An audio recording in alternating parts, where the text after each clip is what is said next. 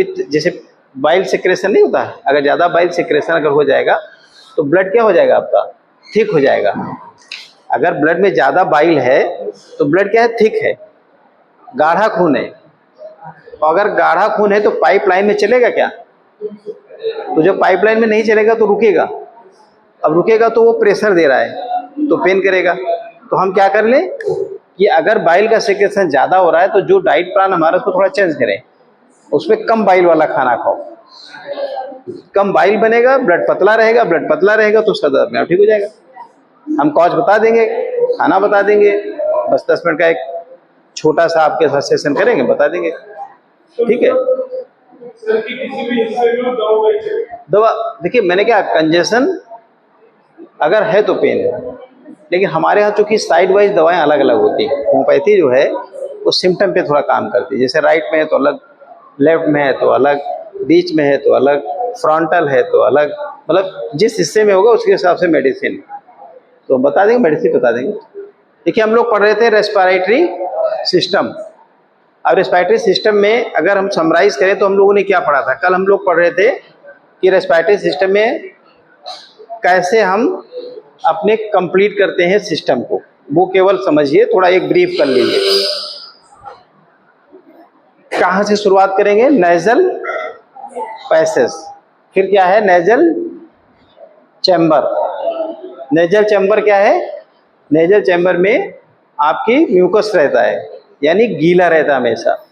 तो जो nasal chamber है वो हमेशा गीला इसीलिए रहता है कि अगर जिसको नेजल पैसेज में जो हमारे शुरुआत में क्या लगे होते हैं, हेयर्स होते हैं थोड़े, वो अगर धूल या किसी बैक्टीरियल इन्फेक्शन को न रोक पाए तो आगे वाले जो नेजल चैम्बर है वो गीला रहता है। गीला चैम्बर जो होता है वो क्या करता है, धूल या किसी भी तरीके के इन्फेक्शन को अपने अंदर चिपका लेता है और लगभग वो 4 दिन 5 दिन तक चिपका रहता है। उसके बाद धीरे से क्रस्ट बन के वो निकल जाता है। तो ये प्रोसेस है कि नेजल, पहले नेजल पैसेज की बात करेंगे, नॉस्ट्रिल है, नॉस्ट्रिल के बाद क्या हमारा नेजल चैम्बर है, उसके बाद क्या है, फिर फेरिंग्स है। फेरिंग्स में दोनों पार्ट होते हैं, क्या क्या होते हैं, जिसमें फूड पाइप की एंट्री भी होती है और ठीक है विंड पाइप भी होती है। फिर आगे चलते हैं, हमको पढ़ना क्या है, हमको पढ़ना है रेस्पिरेटरी। तो इसलिए दूसरे वाले पार्ट को छोड़ के हम चलते हैं कि फेरिंग्स में जो 2 पार्ट हैं उसमें हम किसकी बात करेंगे। फेरिंग्स के बाद होता है लैरिंग्स होता है। लैरिंग्स में क्या होता है, लैरिंग्स का क्या पर्पज है, लैरिंग्स में ही हमारे पास 2 पार्ट होते हैं, एक तो एयर पैसेज तो है ही है, साथ में वॉइस बॉक्स होता है। लैरिंग्स को हम क्या कहते हैं, वॉइस बॉक्स। वॉइस बॉक्स किसके बनता है, वॉइस बॉक्स बनता है, कार्टिलेज एक होती है जो सी टाइप के उसमें, ठीक है। तो उसमें वॉइस बॉक्स में क्या होता है, ग्लोटिस होती है और एपिग्लोटिस होती है।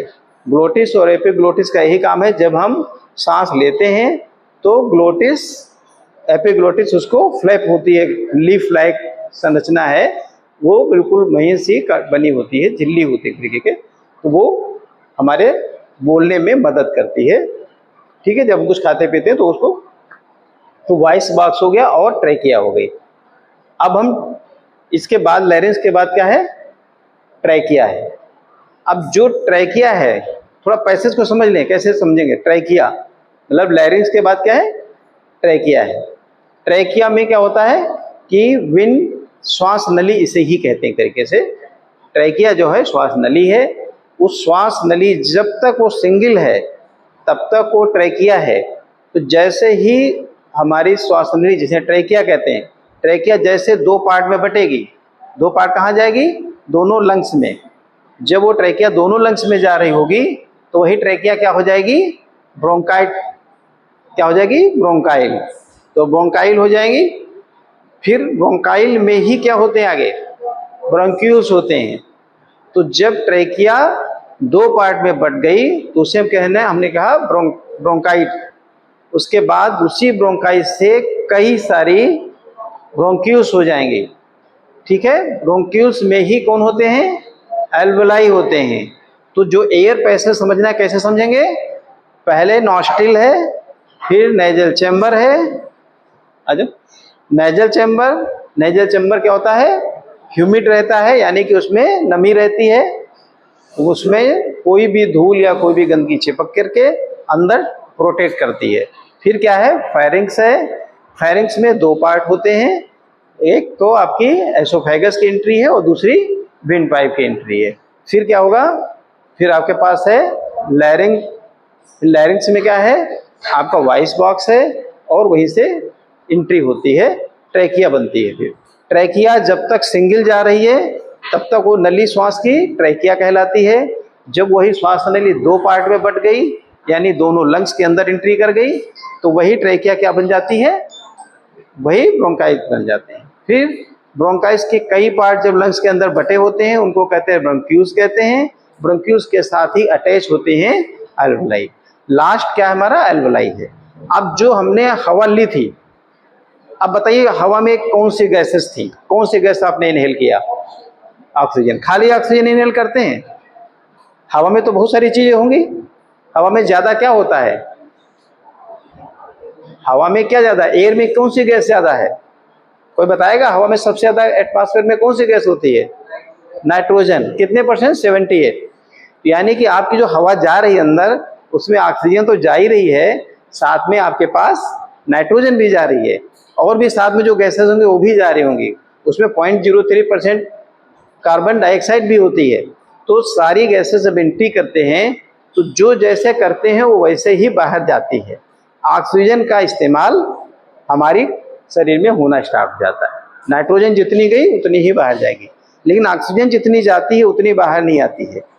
ऑक्सीजन कहा जाता है कि अगर मान लिया 21% ऑक्सीजन अंदर इनहेल करी थी आपने, तो बाहर जब निकलेगी तो कितनी निकलेगी?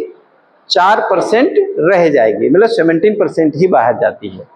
वो 4% कन्वर्ट हो गया आगे। तो जितनी हम हवा अंदर लेते हैं उनमें सारी गैसेज, ये क्वेश्चन अगर पूछा जाए कि हवा में आपने एयर जो ली थी उसमें कौन सी गैस थी, तो आपने लिख दिया O2। O2 ही नहीं थी, और भी गैसेज जो एटमॉस्फेयर में हैं वो सारी गैसेज हमको इनहेल करनी पड़ती है। ठीक है। प्रोसेस में एल्वोलाई किसको यूज करेंगे? ऑक्सीजन को। एल्वोलाई में जो ब्लड होगा, ब्लड के माध्यम से हमारी सभी कोशिकाओं को कैसे पहुंचता है ऑक्सीजन? एल्वोलाई जो होती है वो ब्लड के माध्यम से सभी कोशिकाओं तक ऑक्सीजन को लेके जाती है। जितनी कोशिकाओं तक कौन लेके जाता है ऑक्सीजन को? सेल तक कौन लेके जा रहा है? ब्लड लेके जा रहा है। ब्लड एल्वोलाई के से किसको ले लेता है? ऑक्सीजन को। जैसे वहां पे ऑक्सीजन आई और ब्लड वैसे वहां पहुंचता है, और ब्लड तुरंत खींचता है क्या? ऑक्सीजन। ऑक्सीजन वहां से खींचा और सीधे कहाँ लेके पहुंचा? पूरे शरीर में धड़ धड़ धड़ धड़ दौड़ते हुए पहुंच रहा है। सबको क्या देना है उसे? सबको ऑक्सीजन देना है, सबकी नीड है, सब भूखे बैठे थे। और एल्वोलाई से जैसे मतलब ब्लड, और ब्लड में क्या होता है? हीमोग्लोबिन। ऑक्सीजन लेके कौन जा रहा है? पूरा ब्लड तो लेके नहीं जा रहा है, उसमें कौन एक्सेप्ट करता है, कौन खींचता है? हीमोग्लोबिन। इसलिए हीमोग्लोबिन का फार्मूला में अक्सर देखो HbO2, फार्मूला क्या लिखते हैं? HbO2। तो हीमोग्लोबिन किसको खींच लेता है? एल्वोलाई से ऑक्सीजन को ले लेता है, और ऑक्सीजन को लेकर के ट्रांसपोर्ट करता है। किसको ट्रांसपोर्ट करता है? सेल्स को। और सेल्स को जब ऑक्सीजन मिलती है तो क्या बनता है? एनर्जी बनती है। एंड पार्ट क्या है? सेल के अंदर कौन होता है? माइटोकॉन्ड्रिया। ये जो ऑक्सीजन गई किसको मिली? माइटोकॉन्ड्रिया को मिली। माइटोकॉन्ड्रिया में क्या होगा? एक केमिकल रिएक्शन होगी। वो क्या केमिकल रिएक्शन है? ग्लूकोज बनता है, वही एनर्जी है, और साथ में कार्बन डाइऑक्साइड। वहां से फट जैसे कार्बन डाइऑक्साइड बनी, वैसे हीमोग्लोबिन ने फिर कार्बन डाइऑक्साइड उठाया और फिर वापस लेके एल्वोलाई के पास आई, और एल्वोलाई ने कार्बन डाइऑक्साइड रिलीज कर दिया। मतलब एक तरीके से आपका ये पूरा प्रोसेस। अब इसमें दो तरीके का आता है कि रेस्पिरेशन दो तरीके का होगा, एक इंटरनल एक एक्सटर्नल। हुआ कि नहीं हुआ भाई? ऑक्सीजन लिया, एल्वोलाई के अंदर क्या हुआ? लंग्स के अंदर क्या हुआ? ये कौन सा बोलेंगे इसको? कौन सा प्रोसेस है? इंटरनल है एक्सटर्नल है? जो बाहर से ला रहे हैं ना, तो एक्सटर्नल है ये स्ट्रक्चर। और इंटरनल क्या होगा? जो कार्बन डाइऑक्साइड कहाँ से ले रहे हैं हम? जो सेल से ऑक्सीजन लेके आ रहे हैं, कार्बन डाइऑक्साइड लेके आ रहे हैं, ये हो गया इंटरनल। तो दो तरीके का अगर क्वेश्चन आता है कि श्वसन कितने तरीके का होता है, यानी रेस्पिरेशन कितने तरीके का है, तो आप बताएंगे दो तरीके का, इंटरनल और एक्सटर्नल। एक्सटर्नल कौन सा है? जो हम बाहर से ऑक्सीजन एल्वेलाई को देते हैं, ये एक्सटर्नल रेस्पिरेशन है। और जो कार्बन डाइऑक्साइड खींच करके वहां से लिबरेट होता है, उसको बाहर लाने के प्रोसेस को हम इंटरनल रेस्पिरेशन कहते हैं। तो अब तुम्हारे पास पूरा एक चित्र दिमाग में बन गया कि कैसे हमारे शरीर में रेस्पिरेशन की प्रक्रिया पूरी होती है। कैसे पूरी होती है? अब एक एक इसको मतलब पढ़ना है, मतलब खाली ऐसे नहीं, हमने तो एक फिगर बना दिया। अब इस फिगर को जब कई बार दिमाग में रिवाइंड करेंगे तो आपको फिर आता है कि लंग्स की वॉल्यूम, उसी में फिर आता है कितनी खींचेंगे हम। एक ही साथ क्वेश्चन हो जाए कि कितनी ऑक्सीजन हम खींचते हैं, 500 ml, एक बोतल 500 ml की जितनी है, इतनी ऑक्सीजन हम एक बार में खींचते हैं। जबकि कैपेसिटी हमारी लगभग 600 ml की है, लेकिन 500 ml हम खींचते हैं। फिर क्वेश्चन आता है कि हम 1 मिनट में कितनी बार सांस लेते हैं, कितनी बार लेते हैं 1 मिनट में हम कितनी बार, जनरली अगर हम जनरली बात करें तो 1 मिनट में कितनी बार सांस लेते हैं? लगभग 20 बार, 16 से 20। अगर नॉर्मल हम बात कर रहे हैं, नॉर्मल बैठे हैं, तो हम 1 मिनट में 16 से 20 बार ही सांस लेते हैं। वो पल्स की बात मत करिएगा, धड़कन की बात नहीं करनी। तो 72 बार नाड़ी धड़कती है। मतलब आप सांस लेते हैं ना, देखो हर समय थोड़ी खींच रहे हैं सांस, बैठे हैं कहाँ सांस ले रहे हैं, थोड़ी देर रुकते हैं, बात करते हैं, तो सांस थोड़ी लेते रहते हैं। यानी कि आप ऐसे अगर जनरल देखें तो आप 16 से 20 बार सांस लेते हैं। कब? जब नॉर्मल वे में आप जीवन जी रहे होते हैं।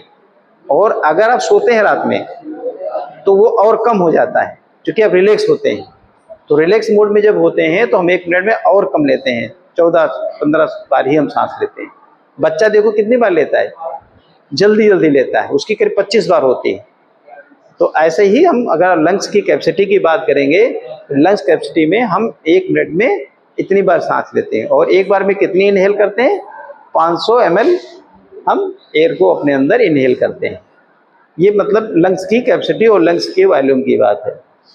फिर लंग्स बता देना कितनी बार हम 1 मिनट में करते हैं, ये भी क्वेश्चन हो गया आपका। कितने तरीके का रेस्पिरेशन होता है, ये भी क्वेश्चन हो गया आपके पास। वॉइस बॉक्स के बारे में आपने लायरिंक्स की पढ़िया, ग्लोटिस, एपिग्लोटिस, मतलब मोटा मोटा जो रेस्पिरेटरी पूरा सिस्टम है वो इतने में ही है। अब इसको अलग अलग पार्ट में चाहे 5 दिन पढ़िए तो चाहे 10 दिन पढ़िए।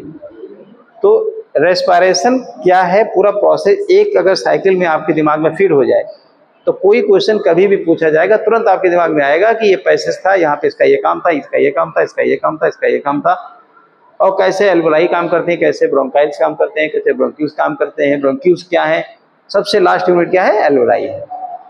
ठीक है। तो लंग्स क्या है, एक बैलून है, गुब्बारा है, उसके अंदर में कौन होता है, एल्वेलाई होती है, वही हमारे ऑक्सीजन को लेने देने का काम करती है। अब आता है कि लंग्स क्या अपने आप चलता है? अगर आपसे क्वेश्चन पूछा जाए लंग्स कैसे मूव चलता है, कैसे चलता है? आपके डायफ्राम के चलने से चलता है। जो आपका डायफ्राम है इसकी ताकत से ही लंग्स चलता है, अपनी ताकत से। अगर मान लिया उसके पास कार्बन डाइऑक्साइड है तो कौन निकालता? निकालने के लिए डायफ्राम धक्का मारता है। जब आप सांस लेते हैं तो डायफ्राम कहाँ जाता है, नीचे की ओर, और जब सांस छोड़ते हैं तो डायफ्राम कहाँ जाता है, ऊपर की ओर। नीचे चला गया, छोड़ा तो ऊपर आ गया। यानी डायफ्राम के मूवमेंट से ही हमारे लंग्स का मूवमेंट बनता है। मैम नमस्ते जी। अच्छा, तो मेडिसिन कैसे जी?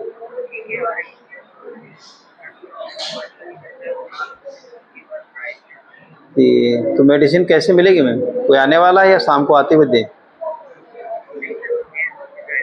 तो मैम 5 बजे भेजिएगा, अभी तो क्लिनिक पे नहीं है। 5 बजे भेज दीजिएगा। ठीक ठीक ठीक ठीक।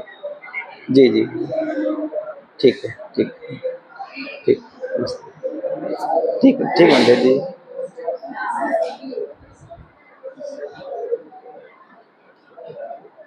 कैसे होता है बताइए, पीछे भाई कुछ बताओ, आगे बढ़ो, बढ़ के बैठो। यहाँ कौन सा शर्म लग रही है, कौन सा हम डांट रहे हैं? आओ आगे बैठो, बातें करो, पढ़ रहे हो, पढ़ने आए हो, आ जाओ, आगे आओ।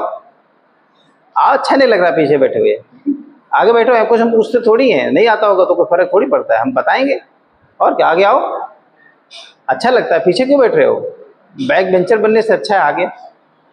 आगे आओ, बैठो बैठो, आगे आओ तो हमको भी पता चले। वहां बोलोगे सुनाई नहीं देगा ना। और कौन सा हम पूछ रहे हैं जो नहीं बता पाओगे तो कोई आफत आई है? कोई आफत थोड़ी आई है। आ जाओ, आगे बैठो, आओ आओ, मैं सिखाने आया, सीखो कुछ, पढ़ो। अगर आपसे कोई रेस्पिरेशन की बात करे तो आप उसके सामने खड़े खड़े समझा सकते हो कि रेस्पिरेशन कैसे होता है, कौन कौन सी आर्गन इन्वॉल्व होते हैं, किस आर्गन का क्या फंक्शन है, ब्लड में ऑक्सीजन कहाँ से कौन देता है। अब जैसे मैंने क्या कहा, हीमोग्लोबिन, ब्लड में हीमोग्लोबिन होता है। हीमोग्लोबिन क्या करता है? ऑक्सीजन को लेके जाता है। किसको देता है? सेल्स को देता है। जब सेल्स को ऑक्सीजन मिलती है तो क्या होता है? एनर्जी फॉर्म होती है। कैसे फॉर्म होती है? सेल के अंदर माइटोकांड्रिया होती है। माइटोकांड्रिया एक रिएक्शन होती है उसके अंदर, उसमें ग्लूकोज बनता है और साथ में कार्बन डाइऑक्साइड लिबरेट होती है। अभी आपको समझ आना चाहिए ना, इसको चाहे एक एक लाइन लिख के समझो, है ना बात। और यह एक दिमाग में समझो, दिमाग में समझोगे तो हमेशा याद रहेगा। चलिए बताइए, शुरू करिए, कहाँ से कैसे बताएंगे? मैं तो सिखा के जाना चाह रहा हूँ कि आज ही सीख लो आप। बताओ, अपने अपने शरीर से सोचो, आपके शरीर में आर्गन है, क्या क्या है इसके अंदर, सोचो पहले क्या है। हाँ, उसमें क्या होता है? हेयर्स होते हैं। हेयर का काम क्या है? डस्ट पार्टिकल या किसी चीज़ को रोकना।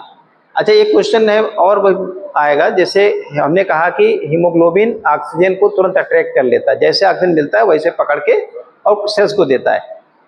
क्या खाली उसको ऑक्सीजन को ही करता है? हीमोग्लोबिन को कार्बन मोनोऑक्साइड बहुत पसंद है, कार्बन मोनोऑक्साइड को भी बहुत जल्दी अट्रैक्ट करता है। इसीलिए अक्सर देखा होगा धुएं में कोई आदमी हो तुरंत उसको घुटन होने लगती है, क्योंकि एल्वलाई तुरंत जो है हीमोग्लोबिन क्या करता है, धुएं से जो कार्बन मोनोऑक्साइड होती है उसको तुरंत एक्सेप्ट कर लेता है और हमारे शरीर को देना स्टार्ट करता है, जिससे फाइंटिंग होने लगती है, बेहोशी आने लगती है। तो कार्बन मतलब इसके ऑक्सीजन के अलावा कार्बन मोनोऑक्साइड अगर हमारे अंदर आ गई उसको भी बहुत जल्दी अट्रैक्ट करता है और जल्दी से हमारी सेल्स को जब दे देगा तो सेल हमारी तुरंत टॉक्सिक उसके अंदर पैदा होगा, आदमी बेहोशी आ जाएगी, बेहोश हो जाएगा। तो हीमोग्लोबिन ऑक्सीजन के अलावा एयर में अगर कार्बन मोनोऑक्साइड है उसको भी बहुत तेज अट्रैक्ट करता है। इसीलिए रात में अंगीठी जला के लोग सोते थे तो सोते रह जाते थे। क्यों?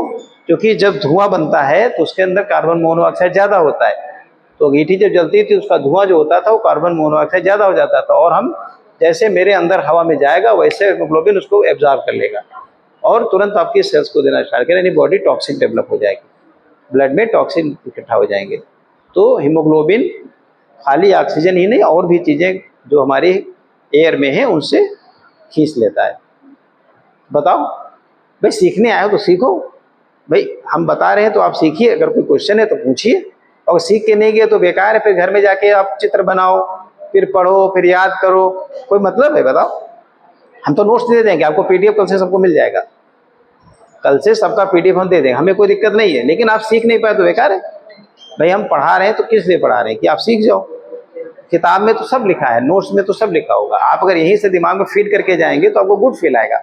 बताओ बेटा, तुम बताओ बोलो, कुछ बोलो भाई, इतनी देर हम बोले, अब आप लोग बोलो भाई, कुछ तुम्हें भी समझ में आया होगा, कुछ इतने सुन रही हो, क्या समझ में आया बताइए, कोई प्रोसेस बताओ। पूरा प्रोसेस सुना कि नहीं सुना आपने? क्या सुना या बातें कर रही थी? देखिए, मुझे कोई फर्क नहीं पड़ता है, आप नहीं पढ़ेंगे तो मुझे पढ़ा के चले जाना है, लेकिन फर्क इस बात का पड़ता है आप 1 घंटे खराब कर रहे हो अपना, और अपने जीवन का 1 घंटा खराब कर रहे हो। और ये कोई किताब, मतलब ये कोई कागज़ की डिग्री का कोई मूल्य नहीं है। मैं फिर कह रहा हूँ, इसको पढ़ोगे समझोगे तभी आगे कुछ इसमें होने वाला है, अगर आप पढ़ने आए हो तो। और खाली भाई डिग्री अगर किसी को आवश्यकता है तो उसके लिए कोई बोलने की ज़रूरत नहीं है, कागज़ की एक डिग्री मिलेगी, वो लेके चले जाना। और सीखना चाहते हो तो कुछ बातें करो, पूछो, हम बता रहे हैं उसको सुनो, और बातें तो हमारे बात भी कर लेना। अभी हम चले जाए, उसे बातें तो करनी है, बातों के लिए हम टाइम दे देंगे, 10 मिनट 15 मिनट बातों करने के लिए टाइम दे देंगे, लेकिन जितनी देर बैठो फुल एनर्जी में बैठो, नहीं पढ़ना है तो नहीं पढ़ना है, पढ़ना है तो बढ़िया से पढ़ना है, तरीके से पढ़ना है, मजे से पढ़ना है, आनंद लेके पढ़ना है। कौन सा प्रेशर तुमको दे रहा है? कोई यहाँ पूछ रहा है, कोई डांट रहा है, कोई कुछ कह रहा है? कुछ नहीं कह रहे। और फिर भी अगर आप समझ नहीं रहे तो मेरे कहने का मतलब है कि ये तुम्हारे लिए अच्छा नहीं है।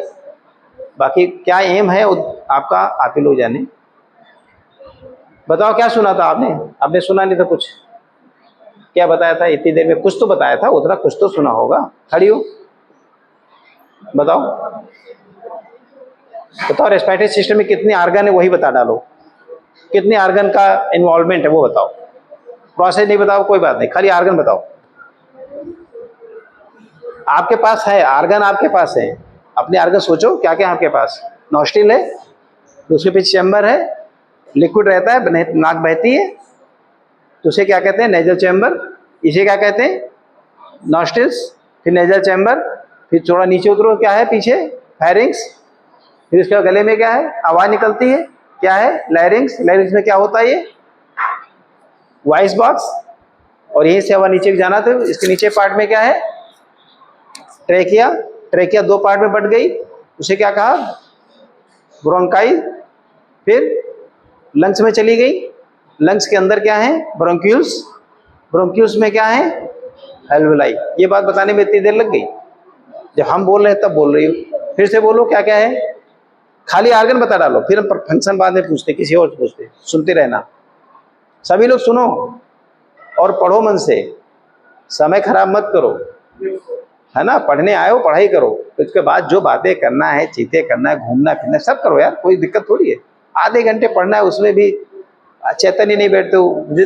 पैसा दिए हो यार, पैसा पढ़ाई के लिए पैसा दिए हो, है ना? फिर भी अगर हमसे पूछोगे नहीं, हमसे समझोगे नहीं, और हम आए और चले जाएं खाली कहानी सुना के और नोट्स पकड़ा दें, मेरे को तो नहीं अच्छा लगता है। हम तो चाहते हैं नोट्स के साथ साथ आपका अपना नॉलेज हो। बताओ। हाँ, ट्रैकिया तो बहुत बाद में है, पहला ट्रैकिया थोड़ी आ जाएगा। आपके पास आर्गन है बेटा, उसे सोचो तुम। अपने आर्गन को याद मत करो, अपने आर्गन सोचो क्या है तुम्हारे पास, ध्यान दो अपने। नोज से स्टार्ट करो। नॉस्ट्रिल्स हो गया, फिर हाँ नेजल चैम्बर हो गया, फेरिंग्स हो गया। फेरिंग्स में क्या होता है? दो जगह बढ़ जाता है।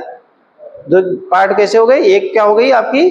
खाने की नली चली गई, एक आपकी विंड हवा के लिए चली गई, ठीक है, रेस्पिरेशन के लिए। फिर नहीं, फेरिंग्स के बाद लैरिंग्स। लैरिंग्स में क्या होता है? Voice box. वॉइस बॉक्स में दो आर्गन और होते हैं, क्या होते हैं? ग्लोटिस और एपिग्लोटिस। और ये जो उठा हुआ भाग होता है इसको क्या कहते हैं? कल बताया था, एडम एंड एप्पल, जो उठा होता है, ये दोनों में होता है। डोमिनेंट किस में होता है? डोमिनेंट किस में होता है? मेल में। मेल में ये डोमिनेंट होता है और फीमेल में कम होता है, होता दोनों में है। हाँ, फिर आगे ट्रैकिया। ट्रैकिया के बाद ट्रैकिया के बाद ब्रोंके ब्रोंकाई। ब्रोंकाई कहाँ होती हैं? ट्रैकिया कहाँ एंट्री कर गई? लंग्स में। जब ट्रैकिया लंग्स में एंट्री करती है दो भाग में बटती, वो दो भाग में जो बटी तब बन गई ब्रोंकाई। बात समझ गई? उसके बाद ब्रोंकाई से क्या बनते हैं? ब्रोंक्यूल्स। और ब्रोंक्यूल्स में क्या है? एल्वेलाई। एल्वेलाई में लास्ट प्रोसेस होता है, वहां पे ब्लड मिलता है और ब्लड में ऑक्सीजन मिलती है। वहां से ऑक्सीजन लेके कौन जाता है? ब्लड लेके जाता है। ब्लड में कौन है ऐसा तत्व जो लेके जाता है? कौन लेके जाता है? हीमोग्लोबिन। हीमोग्लोबिन लेके कहाँ जाता है? सेल्स के पास। सेल बहुत सारी, वो पूरी सेल है। वो सेल में क्या होता है? एक केमिकल रिएक्शन होती है, माइटोकॉन्ड्रिया को मिलता है, माइटोकॉन्ड्रिया रिएक्शन होती है। रिएक्शन मतलब ग्लूकोज बनता है और कार्बन डाइऑक्साइड बनती है। बैठ जाओ, अब तो नहीं भूलोगी। अब थोड़ी सजा मिली तो याद रहा कुछ? याद हो गया?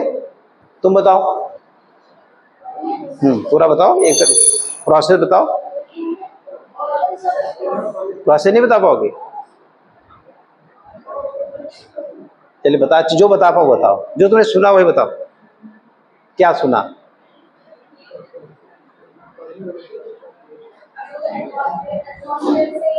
हाँ, एटमॉस्फेयर से एयर ले लिया। एयर में क्या होता है? नाइट्रोजन होती है, ऑक्सीजन होती है और भी होते हैं, ठीक है। कहाँ गई पहले? नेजल। अच्छा, सांस कौन लेता है, कौन खींचता है सांस? नाक खींचती है? सांस खींचती है ना आप, तो कौन खींचता है? लंग्स खींचते हैं। ठीक, सांस कहाँ से शुरू हुई बताओ?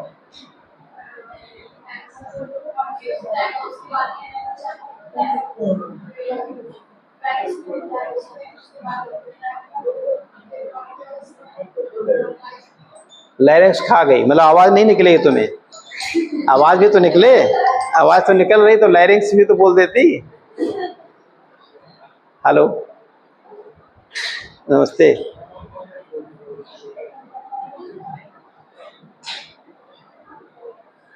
हाँ हाँ, दे जाएंगे, बताइए। आए? अच्छा ठीक है, ठीक।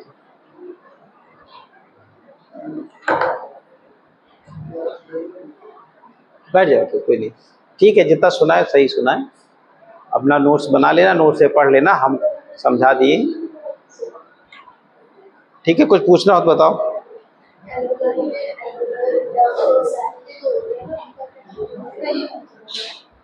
किसका? एल्वेलाई में?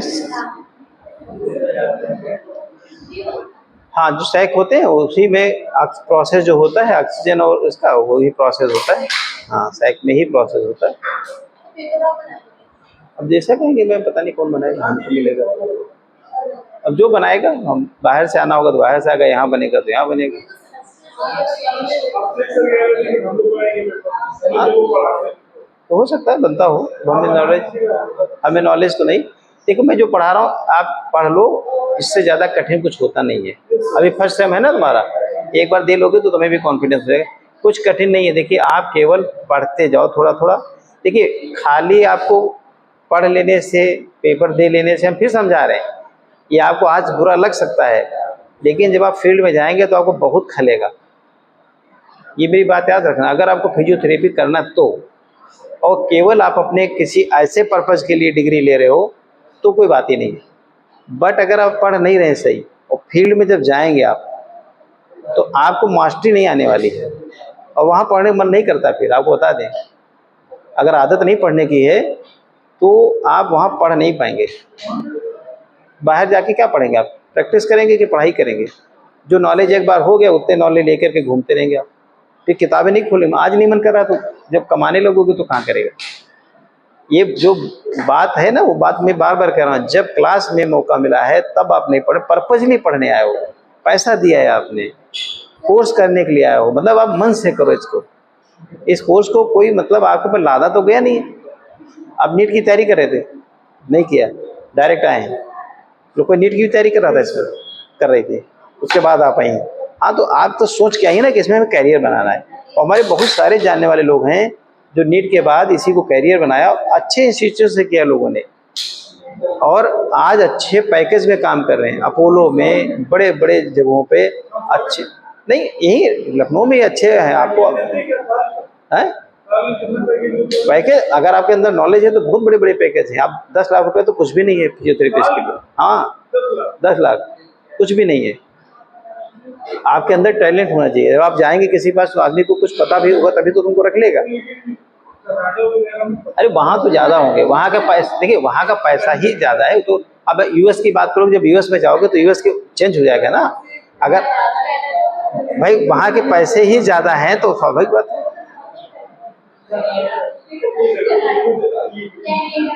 नहीं नहीं, कहीं भी जाओ, देखिए बाहर के पैकेज ऑटोमेटिक ज़्यादा ही होते हैं। वो तो आपको सोचने की जरूरत नहीं। आप ऑस्ट्रेलिया चले जाओ, कनाडा चले जाओ, यूएस चले जाओ, कहीं जाओगे, आप जहाँ जाएंगे वहाँ के पैकेज बड़े मिलेंगे। आपको जाना हो तो जाइए, बाहर में तो बहुत स्कोप है। बाहर में तो मैन पावर की स्कोप बहुत है। फिजियोथेरेपी मतलब क्या है? मशीन थोड़ी है, आदमी है, यानी आदमी की वैल्यू है। फिजियोथेरेपी को मशीन नहीं, खाली मशीन दबा तो हो जाएगा। और क्या भाई, उनके अपने एग्जाम्स हैं, उनका इंटरव्यू है, लैंग्वेज करना पड़ेगा। लैंग्वेज का प्रॉब्लम होती है ना, जब तक आप लैंग्वेज नहीं सीखेंगे तो वहाँ क्या करने जाएंगे? तो भाई हाँ, सही बात है। डॉक्टरी अगर करने वहाँ जा रहे हैं तो आ जाएगी। खैर लैंग्वेज तो बड़ी कठिन नहीं है। अब 6 महीने आप कर लेंगे, वो भी सीख जाएंगे। जब पैसा कमाने की सनक आएगी तो सब हो जाएगा। इंग्लिश आएगी, यही थोड़ा बहुत सीखना पड़ेगा ना। इंग्लिश सबकी अलग अलग है। नहीं ठीक है, चलिए पहले पढ़िए, 3 साल अपने पूरे करिए। सपना अच्छा है कि हम विदेश जाएंगे, वो अच्छी बात है। पढ़ भी इसीलिए रहे हो भाई, कोर्स इसीलिए आप कर रहे हैं कि हमको आगे तरक्की करनी है। अटेंडेंस